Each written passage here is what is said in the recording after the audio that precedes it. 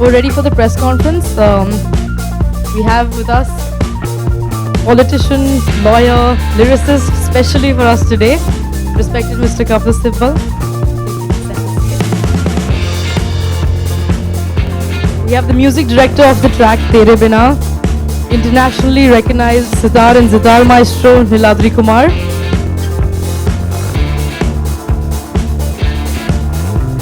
The lead actor of the film, Mr. Jimmy Shergill. We have debuting actress Suha Gazen.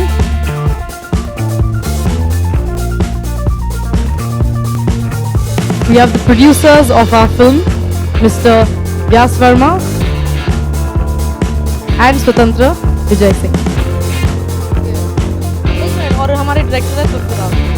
And our directors, Jitendra Tiwari and Pranav Singh.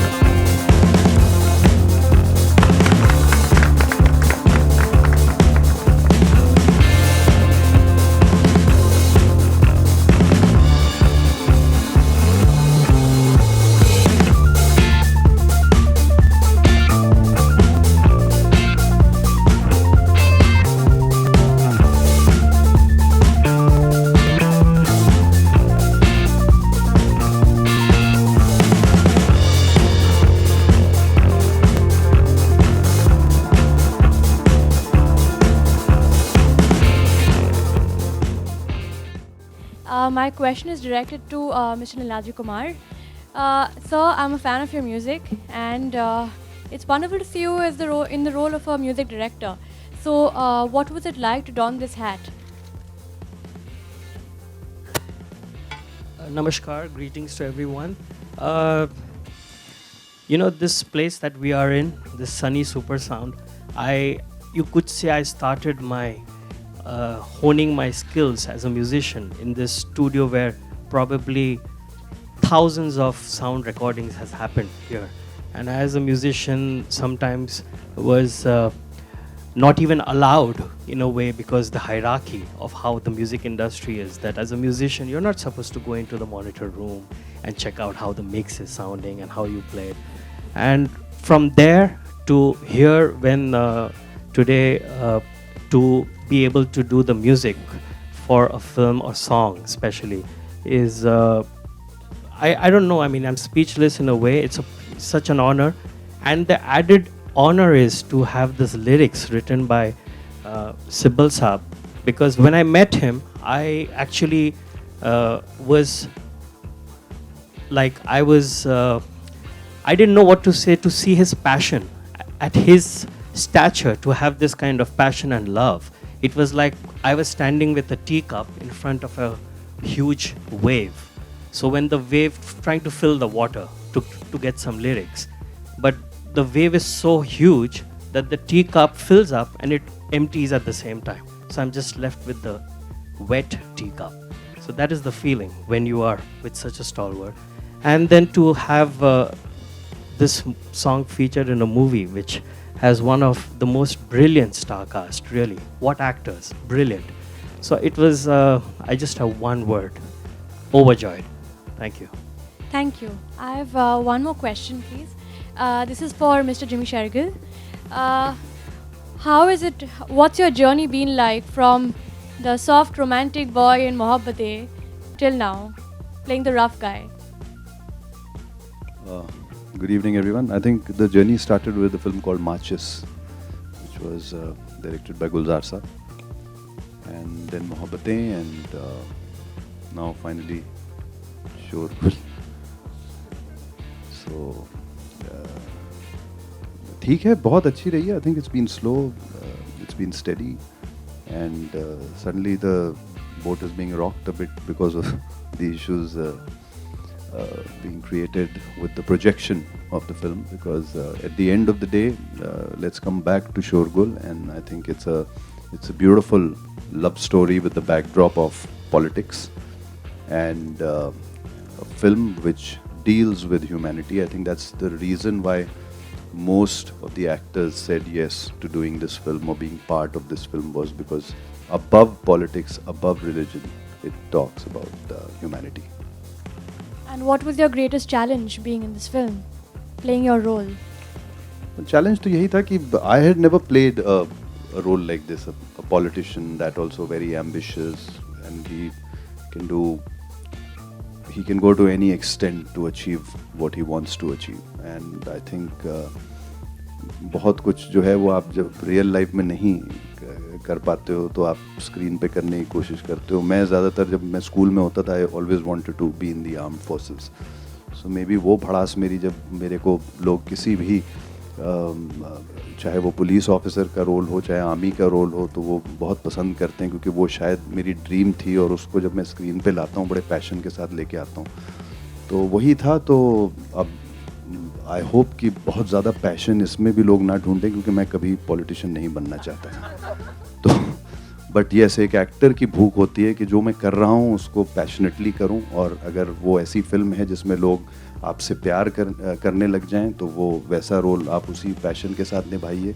और जिस film में आप चाहते हैं कि वो आपको हेट करें तो आप उसको भी उतने ही पैशन के साथ निभाइए, ताकि वो बाहर निकल के बोलें यार ये बहुत खतरनाक था.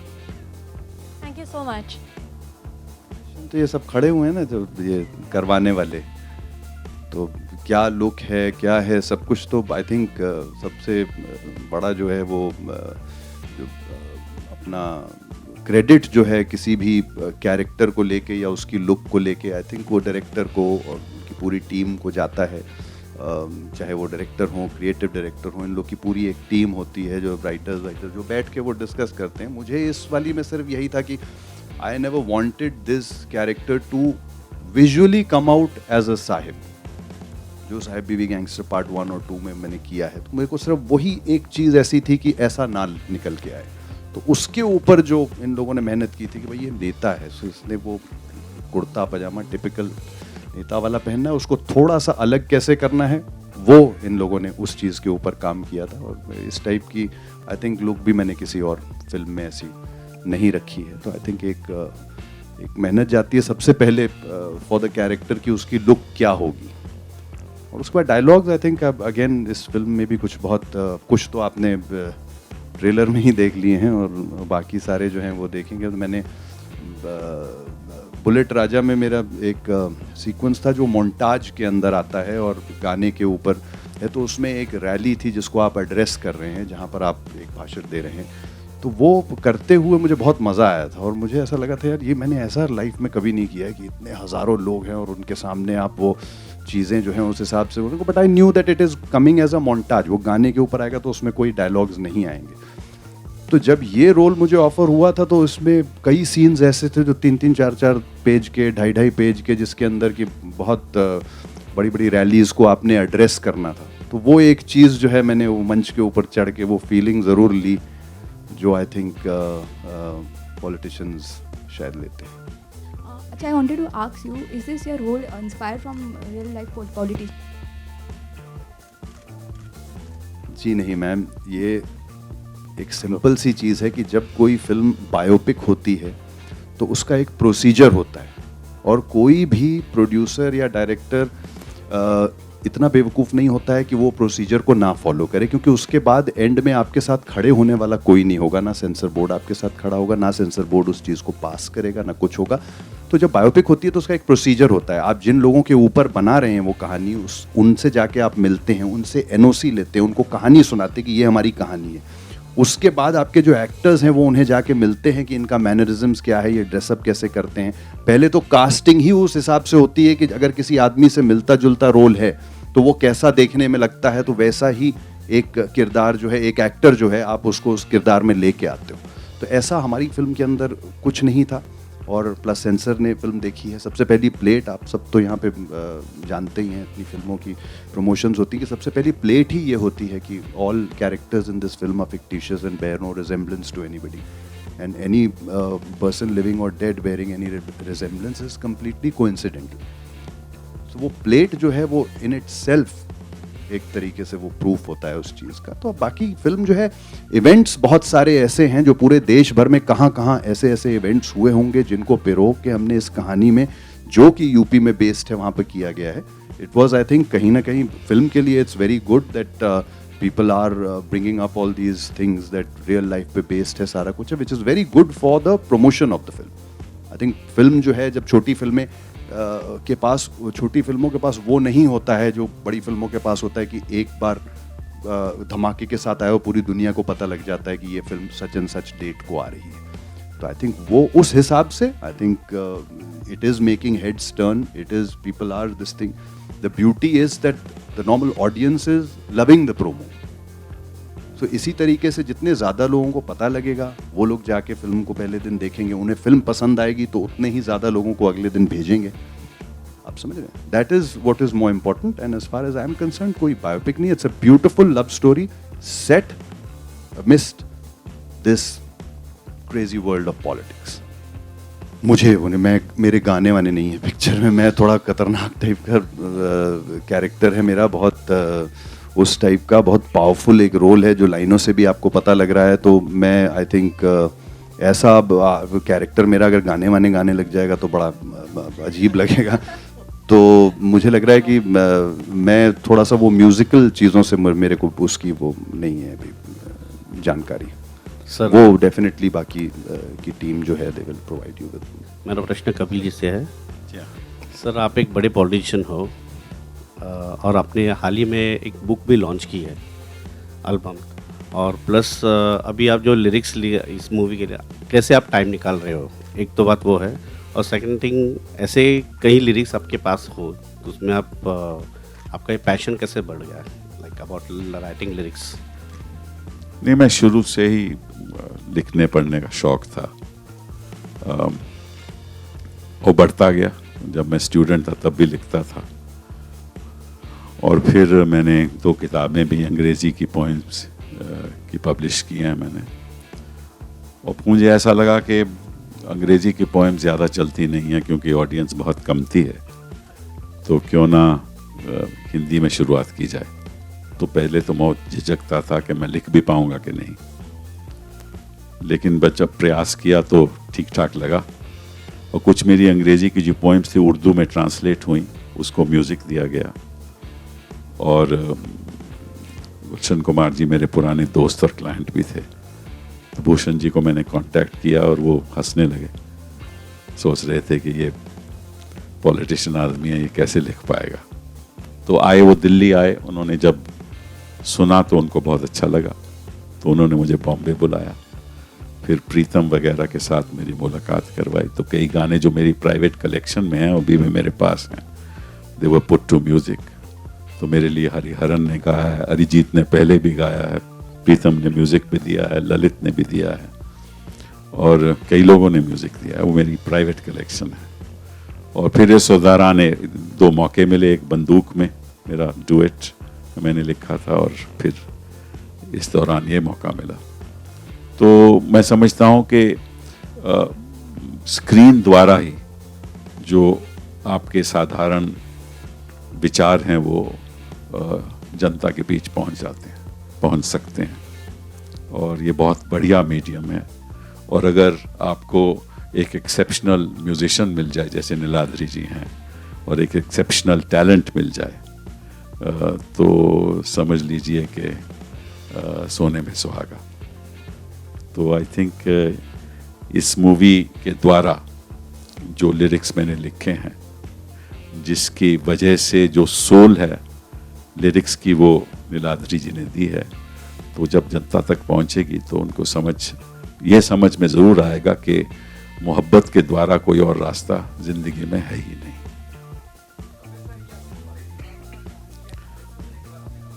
नहीं, पहले कहानी मुझे सुनाई गई, और फिर नीलाद्री जी मेरे पास आए, और फिर मतलब कई महीने लगे ये लिरिक्स लिखने में, क्योंकि उसको स्टोरी के साथ जोड़ना, डायलॉग के साथ जोड़ना, वो इमोशन जो सबटेरेनियन फैक्टर है सारी फिल्म में, उसको लिरिक्स के साथ जोड़ना ये कोई आसान काम नहीं होता. और मैं तो बड़ा अनाड़ी हूँ इन चीज़ों में, तो मैंने प्रयास किया और ठीक ठाक ही लग रहा है. हाँ, ज़रूर सुनेंगे, ज़रूर लिखेंगे और सुनेंगे. लेकिन ये इन्होंने सही कहा जिमी जी ने कि भैया एक्टर को पॉलिटिशियन नहीं बनना चाहिए और पॉलिटिशियन को एक्टर भी नहीं बनना चाहिए. ये बहुत ज़रूरी है. पॉलिटिशियन को पॉलिटिशियन ही रहना चाहिए और एक्टर को एक्टर ही रहना चाहिए. और कुर्ते पजामे में भी नहीं आना चाहिए ऐसे जैसे प्रोग्राम में. Actually, actually, I have a certificate as a lifeguard, and but still, it was extremely very difficult to hold your breath under the water, and it was quite a long day of shooting, and I had only one problem, that was the dress. That was extremely tight, so I couldn't breathe properly, and but still, the by the end of the day, we made a really amazing work, and the teamwork was very fine. And I had a lot of support down under the water, and now I'm seeing it for the first time, and I'm really excited. It looks amazing. Yeah, but as a lifeguard, it was very difficult for me as well. So yeah. Training nahi kiya, but like I'm doing mostly swimming twice a day. So and then before the shooting, I started to hold my breath under the water and swimming how to say, for a longer time than an hour. So preparation किया मैंने, फिर भी end में थोड़ा सा मुश्किल हो गया. My character in the movie, she is a very innocent and lovely girl. And she has a beautiful friendship with Raghu. She's growing up together, and then she's about to get married to Salim. So she is very kind and she loves everyone. Everyone loves her. She's all the time smiling. And in this movie is actually the story about Zainab, how her life changed completely. And when I read about the script and I met Pranav. So I was, in the first second, I felt very connected to Zainab. And so mostly of the time, I was also completely all the time thinking, like Jimmy sir also said, what kind of a look you're giving to the character. So, and I thought maybe a little weight gaining, that she should have the look of a normal village girl. And yeah, that's her character. She's actually not thinking about anything. She is completely fine with her life. And everything is normal, lovely, college. Yeah, that's it.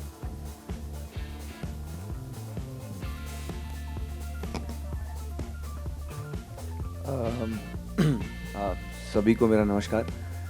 Television पहले भी कर रहा था, अभी भी कर रहा था, और ये सफ़र जो है ख़ास तौर पे मैं बोलूँ तो पिछले कुछ सालों में टेलीविज़न में और फिल्म में कुछ बहुत ज़्यादा अंतर नहीं रहा. अंतर सिर्फ पर्दे का है. इनेक्टमेंट, अभिनय वही चीज़ है. बस ये है कि थोड़े से पैमाने बदल जाते हैं, बजट बदल जाता है, चीज़ें और जगह बदल जाती है, और साथ के जो को एक्टर्स होते हैं वो बदल जाते हैं. तो कहीं ना कहीं एक डिफरेंस जो है वो अब नहीं रहा है, तो करने में भी मज़ा आता है. और मैं इस फिल्म में जब आया तो उस समय भी मैं एक सीरियल कर रहा था, उस समय सब टीवी का यम है हम. तो प्रणव से जब मुलाकात हुई तो उन्होंने कहा ऐसा है, फिल्म है, 10-15-20 दिन का काम है, ऐसा है. तो मैंने कहा यार करना चाहिए, नहीं करना चाहिए. लेकिन जहाँ पता लगा कि सिब्बल साहब हैं, गाना मुझ पे फिल्माया जाएगा और जिमी वहाँ पर हैं, आशुतोष जी वहाँ पे हैं, तो मैंने कहा इन लोगों के साथ काम करने का अपनी एक अलग मज़ा है, एक अलग रवानगी है. तो बस उस चीज़ को मान के आगे बढ़ गए और फिल्म आपके सामने है. और सब लोगों ने बहुत मेहनत की है, और ख़ास तौर पे कुछ एक सीक्वेंस हैं जो मैं आपको बताना चाहूँगा, जिसमें जो डेथ सीक्वेंस होता है रघु का, और जो स्ट्रगल है ज़ैनब का, जिस तरीके से एक तरफ पूरा एक राजनीतिक षड्यंत्र चल रहा है और उस तरफ पूरा एक सफ़र जो है, पूरा एक क्रेसेंडो जो है फिल्म का, it's one of its own kind. And definitely people would watch and they would love my work. Thank you so much. My question Ejaz, ये आपका रोल यहाँ ये आप विलेन का रोल अदा कर रहे हो, तो क्या आप बताएंगे कुछ इसमें कितना आपका खून खौल उठा? Good evening. यार मैं इसको जो कैरेक्टर में प्ले कर रहा हूँ मुस्तकीम, उसको विलन नहीं कहूँगा. मुझे लगता है कि हम जब एक्टिंग करते हैं, जो भी करते हैं उसे एक बैक स्टोरी देते हैं, जस्टिफाई करते हैं उनके एक्शंस, और किसी के लिए भी जो भी आप करते हो वो गलत नहीं होता. इंस्टिंक्टिवली उस वक्त आप समझते हो कि आप सही कर रहे हो.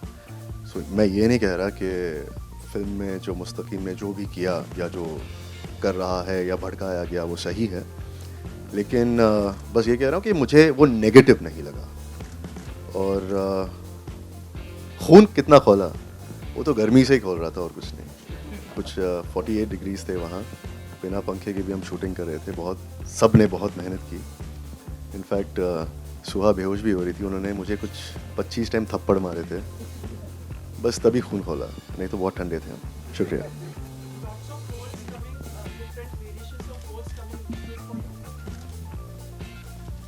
Yeah, I guess so. We just saw the Madari trailer a week or so back, and now this. So I guess, yeah. Kapil ji, काफ़ी कितने संतुष्ट लगे आपको ये एक नेता की भूमिका में? जिमी, वो कुछ अच्छी तरह से निभा रहे थे. नहीं, आप तो इतने सारे मतलब अपोजिशन और खुद वो ऐसी एक्टिंग मैंने पॉलिटिशियन में नहीं देखी. किससे सीखा? मतलब ये कांग्रेस के हैं तो कांग्रेस अध्यक्ष. ये तो इनसे पूछना पड़ेगा. क्या है सर कि आजकल ना आप लोग क्या करते हो कि ट्रेलर ही देख के बस एक्टिंग को ग्रेड करने लग जाते हो. क्या किया है काम यार, ये है वो है ऐसा. वो पिक्चर भी देख लो, उसमें भी अगर अच्छा काम किया तब बोलो. अभी तो क्या चक्कर है कि वो ट्रेलर देखे क्या एक्टिंग की है. अरे ट्रेलर में क्या एक्टिंग होती है? ट्रेलर में तो कट कट के चीज़ें आई हुई हैं, एक्टिंग तो दिखती नहीं है ट्रेलर में. वो तो किरदार आपका दिखता है कि भाई ये है वो है. और आजकल वो बड़ा अजीब सा हो गया कि ट्रेलर को ही देख के लोग बोलने लग जाते हैं क्या एक्टिंग की है यार, क्या एक्टिंग हो. पहले पूरी पिक्चर देखो तब बोलो. क्या पता पिक्चर में बहुत गंदी एक्टिंग की हो. आप समझ रहे हो ना. बाकी ये किरदार जो है ये कोई फिक्टिशियस पार्टी है जो आपको दिखेगी उसके अंदर, उसका किरदार है, फिक्टिशियस किरदार है. और थोड़ा सा है खतरनाक भी है, पावरफुल भी है, थोड़ा सा बहुत ज़्यादा एम्बिशियस भी है, बहुत जल्दी सब कुछ पाना चाहता है. और इसकी अपने तरीके की थिंकिंग है. और ऐसा नहीं किया था किरदार पहले, तो इसलिए किया है. किसी पॉलिटिशियन से आप मतलब प्रभावित हैं? मतलब जो आपको मतलब जिसको आप मानते हो, जिससे कपिल जी के अलावा? नहीं यार, मैं किसी से प्रभावित होके अगर करने लग गया तो फिर तो वो बायोपिक. नहीं वैसे नहीं, मतलब वैसी वास्तविक जीवन जो घुमा के लाए हो क्वेश्चन. और वही मैंने कहा था, अगर बायोपिक होती तो मैं जाता, मैं उस आदमी की मैनरिज्म्स देखता किसी भी इंसान के ऊपर. बाकी किरदार भी अगर किसी की रियल लाइफ पे बेस्ड कोई किरदार कर रहे हैं, any actor would go and see the mannerisms, और वो कैसे उठता है, चलता है, क्या कपड़े पहनता है, कैसे बोलता है. आप समझ रहे हो? नहीं मैं नहीं समझ रहा सर. मैं लेकिन सवाल ही एक्चुअली मेरा ये है कि मतलब वास्तविक जीवन में जैसे कि हम लोग प्रभावित होते हैं, किसी को एडमायर करते हैं, तो आप किसी नेता को करते हैं, ये पूछ रहा हूँ मैं आपसे. आशुतोष राणा जी को. वही नहीं आया आज. वो नहीं आया आज. ऐसा क्यों? और क्यों? मैंने जो अगर मैं ये देखूंगा कि किसी किरदार को मैं कैसे अप्रोच करता हूं, तो वो जो है वो हर किरदार के लिए कुछ अलग होगा. अब मैंने फगली में एक बहुत ही नेगेटिव पुलिस ऑफिसर का रोल किया था. तो अब ऐसा तो मैं कहाँ जाके ढूंढता है ऐसा वाला आदमी जिसको मैं फॉलो करूं और उससे देखूं कि ये नेगेटिव कैसे करता है या क्या करता है. तो अपने ही दिमाग में बहुत सारी चीज़ें चल रही होती हैं. डायरेक्टर बहुत सारी चीज़ें लेके आया होता है कि इसका रंग ढंग ये होगा, इसका चलने का तरीका ये होगा, इसका इस टाइप के कपड़े ये पहनेगा, इस टाइप की लुक होगी इसकी, इस तरीके से वो करेगा. आधी चीज़ें उसकी होती हैं, आधी चीज़ें जब आप ऑन द स्पॉट पहुंचते हो, कई बार हम लोग को फिल्में गुरिल्ला स्टाइल करनी पड़ती हैं कि जो सर रेडी है सर, पूरा अभी पब्लिक रेडी है, 55 डिग्री का टेम्परेचर है, ये सब भाग जाएंगे, जल्दी से आइए और जल्दी से कर. तो कई बार आप सोचते भी नहीं हो कि हाथ ये वाला उठाऊंगा कि वो वाला उठाऊंगा, तो आगे पहले एक उठा देते हो, फिर दूसरा, और फिर दोनों उठा देते हो, और फिर उतनी देर में टेक ओके हो जाता है. बाद में आप देखते हो तो ये तो बहुत अच्छा लग रहा है. तो कई बार चीजें ऐसे भी हो जाती हैं. ठीक है ना सर? समझिए. तो जरूरी नहीं है कि किसी को देख के या किसी को वो करके ही करना पड़े. नहीं. कपिल जी, मैं आपसे पूछ रहा था, जैसे ये कह रहे हैं बायोपिक के लिए, किस मतलब नेता के ऊपर आप बायोपिक देखना चाहेंगे? किस नेता के ऊपर बायोपिक देखना चाहो? हम देख ही रहे हैं रोज वो नेता. मतलब सर कौन? अब आप समझ गए, समझदार तो हुआ. उनके अलावा आपको जवाब मिल गया. सर ये आपने कितने समय में ये जो लिखा गाना, कितना समय लगा आपको सर? वक्त लगता है इसमें, काफी 2-3-4 महीने लगे, क्योंकि हम हर वक्त चेंज हो रहा था कि ये इसमें बैठता नहीं है, अरिजीत ऐसे गा रहा है, वो कह रहा है कि आप इसको भी चेंज करो, ये अल्फाज यहाँ बैठते नहीं है, तो चेंज करना पड़ता था. तो जिमी जी जैसे आजकल तो कई बार ऐसा भी जैसे जो ज्ञान मिला है हमें कि मतलब सेट पे ही गाने लिख दिए जाते हैं, तो मतलब आप तो मतलब काफ़ी सोच विचार के मतलब लिखते होंगे फिर। मुझे तो मालूम नहीं कि मैं तो सेट कभी गया नहीं। सर आगे फिल्मों के लिए भी आप कहानी वगैरह या कुछ लिखेंगे ऐसा? नहीं, ऐसा आप पूछोगे मैं एक्टिंग भी करना शुरू करूंगा कि नहीं, ये सब कुछ नहीं। मैं शौकिया तौर पे करता हूँ, कोई मेरा बिजनेस नहीं है, मेरा कमर्शियल इंटरेस्ट नहीं है, शौकिया तौर पे मैं करता हूँ और शौकिया तौर पे करता जाऊंगा, मुझे कोई और इंटरेस्ट नहीं है मेरा। प्रोड्यूसर्स ऑफ द फिल्म काफ़ी शोर मच रहा है आपकी फिल्म का रिलीज की, काफ़ी संतुष्ट हैं आप इस चीज़ से? बहुत संतुष्ट हूँ। The credit goes to the PR team. सभी को मिलना चाहिए इस चीज़ का। सर कई बार जो हम लोग न्यूज़पेपर्स में जो देख रहे हैं कहीं ऐसे वाद विवाद की बातें आती हैं, कितना आप इसको सही मान रहे हैं? कई बार डायरेक्टर्स के बारे में बात आती है, कई बार म्यूजिक डायरेक्टर्स के बारे में बात आती है, तो आप नहीं, हमारे पास इस तरीके का कुछ नहीं है, सभी लोग यहाँ पे मौजूद हैं, आप सबको देख रहे हैं, सभी लोगों से बात कर रहे हैं, सभी लोगों से आप बात कर रहे हो, तो उसमें आप देख सकते हो कि हमारी पूरी टीम यहाँ पे है, तो किसी भी तरीके का कोई बात नहीं आ रही है, वो थोड़ा बहुत तो होता ही है। थैंक यू सो मच, शुभकामनाएं आपको फिल्म के लिए।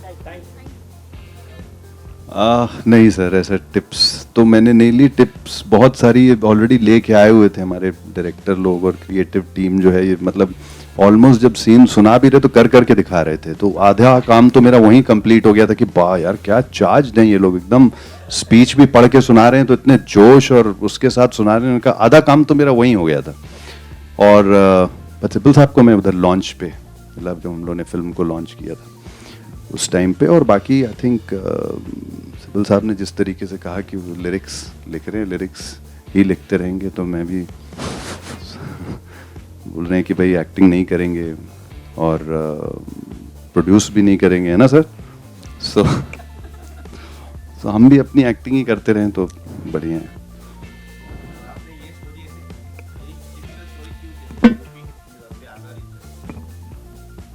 अगर ये गुजरात के होते तो फिर वहाँ गुजरात में बना देते हैं। एक्चुअली कुछ कहानियाँ आपके जहन में हमेशा होती हैं, आप उनका बैकग्राउंड रचते हो, सोचते हो ऐसे दिखाएंगे, ऐसे करेंगे, तो ये ऐसे ही थी, कुछ चीज़ें, कुछ घटनाएं हम लोगों के दिमाग में थी, तो एक दिन मैं और प्रणव बैठे हुए थे, हम लोगों ने डिसाइड किया कैसे करते हैं, तो initially it was plan internationally, नहीं, फिर हम लोगों का हाँ बांग्लादेश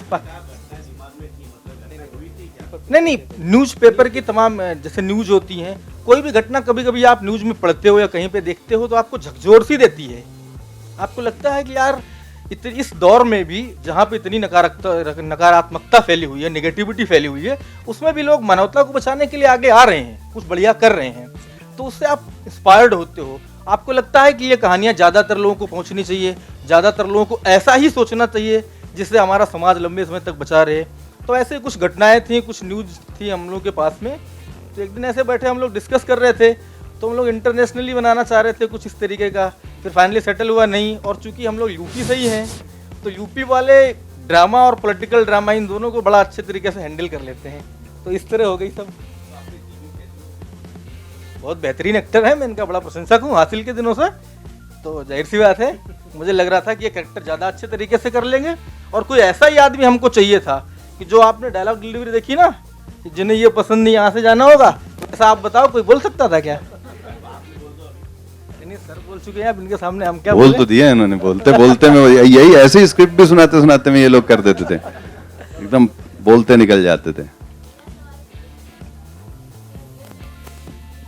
आजकल तो रियल लाइफ में भी मैं ऐसे ही देख रहा हूँ। ठीक है ना, हम प्रयास कर रहे हैं। देखिए ऐसा है, आप जितना मर्जी आक्रमण पॉलिटिशियंस पे करो, बिना पॉलिटिशियंस देश भी नहीं चल सकता, बिना पॉलिटिक्स देश नहीं चल सकता। आपका संविधान होगा तो पॉलिटिक्स होगी, पॉलिटिक्स जितना मर्जी आप नेगेटिव दिखा लो, ठीक है ना, लेकिन फिर भी आपको उसके बिना पॉलिटिशियन बिना देश आगे बढ़ नहीं सकता।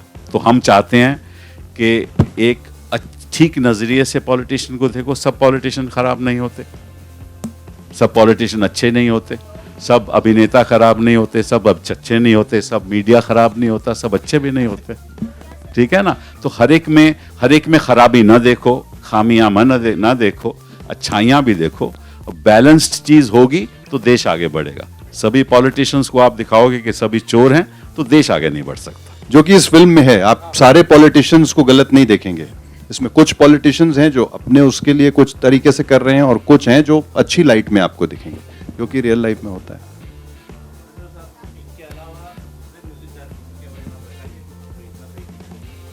ललित पंडित जी के बारे में, उन्होंने 3 सॉन्ग दिए हमारी मूवी में और काफ़ी अच्छे सॉन्ग है वो भी बाद में अभी रिलीज़ होंगे एक एक करके।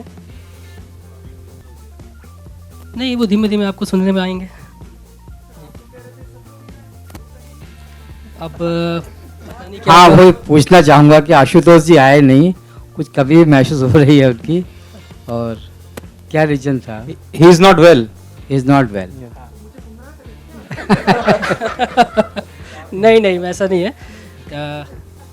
आशुतोष जी किसी वजह से नहीं आए होंगे और ललित जी भी किसी वजह से नहीं आए यहाँ पे। जी, काफ़ी अच्छे गाने हैं, एक आइटम सॉन्ग है और उसके अलावा 2 गाने। नहीं, वो ललित जी के ही हैं गाने दोनों, तीनों।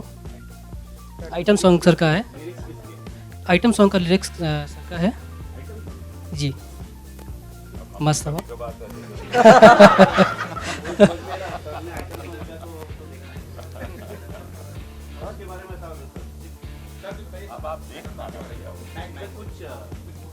देख लेना भैया, अभी बताने का कोई तुक नहीं है इस समय। आप सुनेंगे वो बात। हाँ। वो वैसा आइटम सॉन्ग नहीं है जैसा आप समझ रहे हो।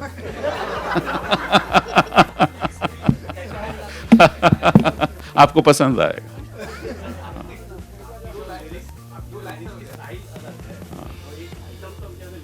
हाँ, वो भी अलग है स्टाइल, वो आइटम सॉन्ग भी अलग है। मस्त मस्त हवा मस्त मस्त।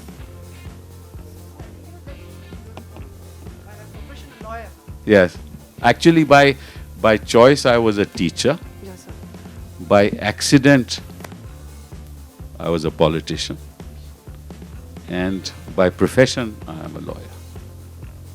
By choice I was a teacher. I started my life teaching modern history. I entered the law. I in the meantime got into the IAS. I did not join. I entered the law, and then accidentally I became a politician. That's how it all happened. My future plans is to write more lyrics for you guys.